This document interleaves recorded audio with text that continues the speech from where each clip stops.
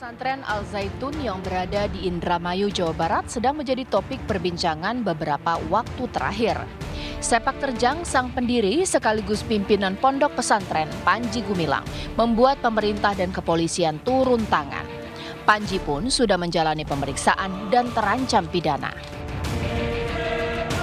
Pesantren yang memiliki luas 1.200 hektar ini menampung santri dan santriwati dari berbagai daerah yang berjumlah 5.014 orang.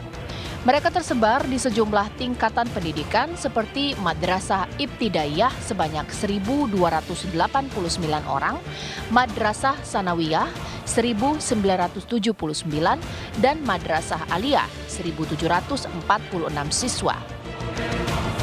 Meski dirundung kontroversi, namun jumlah peminat yang akan mendaftar di pondok pesantren yang diduga terafiliasi NII ini tidak kunjung surut.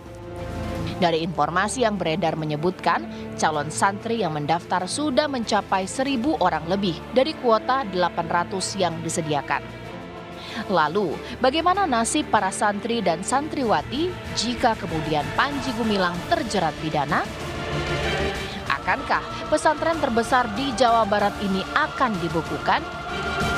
Atau sebaliknya, diambil alih pemerintah pusat dan daerah untuk kemudian dibina agar sesuai dengan akidah dan nilai NKRI?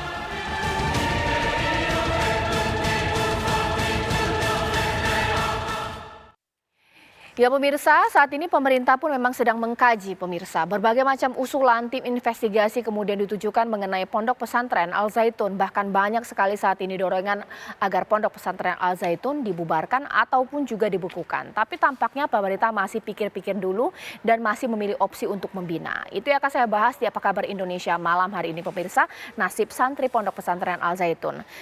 Di studio TV One saat ini saya sudah bersama dengan Bapak Jejen Mustafa yang merupakan pengamat pendidikan dari Universitas UIN Syarif Hidayatullah. Assalamualaikum warahmatullahi wabarakatuh. Waalaikumsalam warahmatullahi wabarakatuh. Ya, saat ini saya sudah tersambung dengan Jubir Wakil Presiden Pak Mas Duki Badlowi yang saya masih tunggu komunikasi saya di sini, tapi mungkin saya ke Mas Jejen terlebih dahulu. Tadi sebelum kita memulai saya sempat bincang-bincang dengan Bapak bahwa punya pengalaman 2 kali ke Pondok Pesantren Al Zaitun dalam rangka studi banding, tapi memang yang lampau ya. Boleh diceritakan tahun berapa dan apa yang diamati dan dilihat di sana? Saya lupa tahunnya. Yang saya ingat tentu saja banyak penyelenggara pendidikan yang ingin melihat Al Zaitun karena merupakan pesantren terbesar se-Asia untuk melihat pendidikan di sana.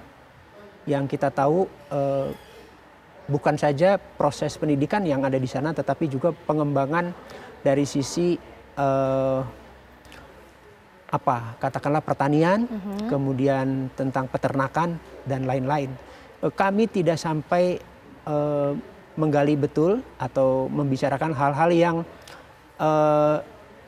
misalnya tentang kurikulumnya, tentang sistem harian mereka seperti apa, tidak sampai sejauh itu. Hanya kita tahu Al Zaitun merupakan pesantren yang fenomenal, terutama karena bangunannya juga ya tentu saja sebagai pesantren yang besar, masjidnya saat itu juga luar biasa, menampung banyak sekali jamaah. Tentu kita tidak membayangkan bahwa pada perjalanannya Al Zaitun memunculkan berita-berita yang sensasional, yang kontroversial di mata publik. Oke, berarti tidak dalam ke kurikulum pada saat itu. Tapi di dalam seperti apa? Megahkah, enakkah hidup di sana santri-santrinya? Terlihatnya seperti apa? Kami tidak secara intensif bicara dengan santri, tetapi melihat fasilitas yang demikian megah, besar, dan mendapatkan kesempatan untuk melihat lapangan sepak bola, asrama, kemudian kami berkeliling melihat kolam ikan yang besar, dan intinya kami tidak sampai masuk ke dalam kurikulum yang seperti apa yang mereka ketemu dengan jalankan. Panji Gumilang? Tidak. Oke. Guru-gurunya bertemu? Bertemu. lulusan mana? Sempat tidak sih ada rasa curiosity atau penasaran mereka dari mana, direkrut seperti apa, begitu kan? Kalau guru saya tidak tahu persis, tapi yang saya tahu persis adalah dosen-dosennya. Dosen-dosennya itu dari UIN Syarif Hidayatullah Jakarta. Loh, satu alma mater dong berarti ya? Ya, jadi ketika Al-Zaitun membuka perguruan tinggi, Ya. sebagian dosen-dosennya adalah dari UIN Syarif Hidayatullah Jakarta. Oke, baik. Ditahan dulu Pak Jejen, sekarang saya akan sapa narasumber saya sambil saya menunggu komunikasi saya dengan Jubir Wapres. Sekarang saya tampaknya sudah tersambung dengan Mas Reza Indragiri yang merupakan pemerhati anak. Selamat malam, Assalamualaikum Mas Reza. Ya, tampaknya masih tersambung ya. Oke, baik. Saya tadi sudah cari-cari banyak sekali tulisan dari Pak Jejen untuk membahas mengenai Al-Zaitun. Ini kan sekarang yang sedang diperbincangkan. Ada kekhawatiran bahwa paham yang tidak benar secara keislaman sudah menjangkiti anak-anak santrinya. Tapi nanti ditahan dulu ya Pak Jejen, karena sekarang saya akan melihat bahwa di tengah kontroversi ini banyak sekali aksi demonstrasi yang kemudian terjadi ditujukan untuk Pondok Pesantren Al-Zaitun, di mana ratusan pemuda yang tergabung dalam Ormas Solidaritas Nasional menggelar unjuk rasa di depan kantor MUI Pusat di Proklamasi Menteng, Jakarta Pusat. Massa menuntut MUI lakukan klarifikasi dan tidak asal mengeluarkan fatwa untuk menyikapi ujaran kebencian dituduhkan kepada Panji Gumilang dan Ponpes Al-Zaitun. Ya, aksi ratusan pemuda pendukung Al-Zaitun yang tergabung dalam Ormas Solidaritas Nasional Kebinekaan Bersatu siang tadi geruduk kantor MUI Pusat Menteng, Jakarta Pusat.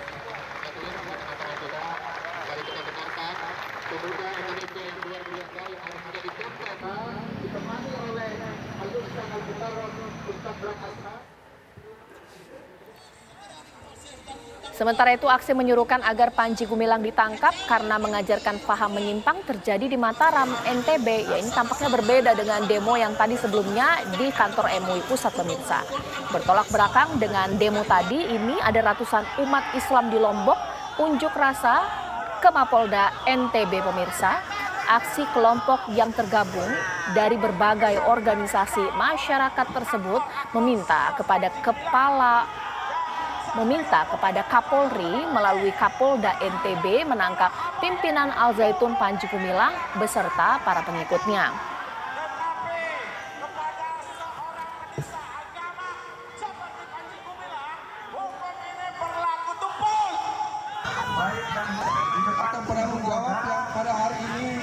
Ya, sekarang saya akan tanya kepada Mas Reza Indragiri dari Yayasan Lentera Anak. Mas Reza, selamat malam. Selamat malam, Assalamualaikum. Ya, baik Mas Reza, karena ini hiruk pikuk mengenai institusi pondok pesantren, seakan-akan kita lupa bahwa ada anak-anak bangsa yang sedang bersekolah di sana. Kalau membahasnya secara psikologis, ini bagaimana ya kemudian anak masih bersekolah di institusi yang sekarang diminta untuk dibubarkan? Seperti apa kajian dari Mas Reza? Pijakan berpikir saya adalah Undang-Undang Perlindungan Anak yang menyebut bahwa salah satu hak anak adalah hak pendidikan. Dan pada pasal lain kita bisa temukan bahwa ada sekian banyak kewajiban yang harus dipikul oleh negara, dalam hal ini pemerintah, masyarakat, dan orang tua, termasuk adalah memenuhi hak-hak anak tersebut. Berarti termasuk memenuhi hak anak untuk memperoleh pendidikan. Alhasil terkait dengan aspek teknis, apakah dialihkan sekolahnya, diganti pengurusnya, dimodifikasi kurikulumnya.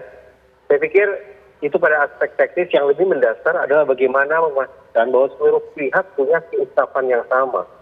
Bahwa ratusan atau bahkan ribuan santri tersebut, bagaimana santri di pesantren-pesantren lainnya, tetap harus terpenuhi hak-hak mereka untuk memiliki atau menjalani proses pendidikan.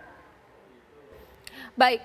Sebenarnya pernah tidak sih terjadi hal yang serupa ketika satu institusi kemudian diminta untuk dibubarkan, tapi ada anak-anak yang harus melewati proses penolakan seperti ini, kalaupun nanti dibubarkan atau dibekukan, dia harus mencari sekolah lain. Ini menjadi opsi yang terbaik tidak sih Mas Reza?